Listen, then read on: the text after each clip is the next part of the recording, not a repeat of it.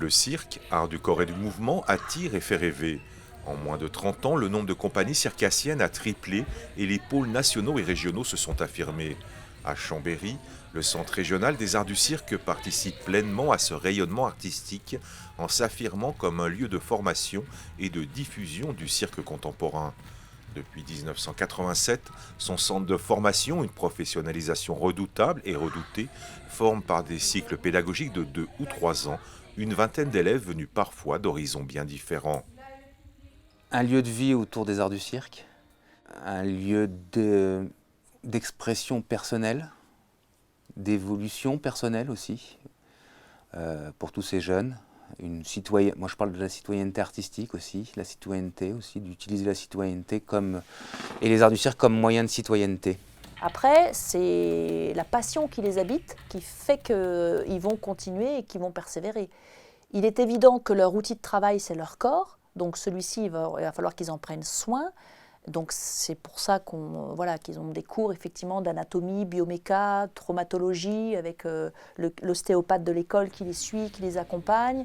Donc c'est pas des métiers effectivement simples, mais c'est propre à beaucoup de métiers. Après, c'est la passion qui va les animer. Les arts du cirque demandent d'innombrables compétences artistiques et physiques.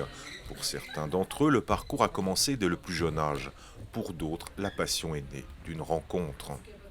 C'est intéressant parce que tu as la possibilité d'explorer et après prendre ce que c'est intéressant pour toi. Et ça, pour moi, c'est intéressant. 23 ans, c'est beaucoup de temps, mais entre la technique de cirque, ça prend beaucoup de temps, le savoir rester dans une scène, travailler avec l'autre, il y a un travail de jeu à faire, il y a un travail de technique de cirque. Il y a plein de choses à penser pour créer un spectacle, c'est pas seulement savoir aller sur le fil.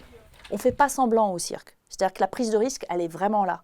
Donc il y a cette notion de prise de risque, mais notre objectif, au niveau spectacle, c'est que cette prise de risque ne soit plus mise sous les projecteurs de la même manière, mais qu'on la rende facile, on la rende peut-être accessible, mais elle est là, et que derrière, il y a une théâtralisation ou une chorégraphie qui est liée, en fait, pour détourner la difficulté technique. À l'écart du public, ils devront demain affronter, tous multiplient les heures d'entraînement pour parvenir à maîtriser leur art.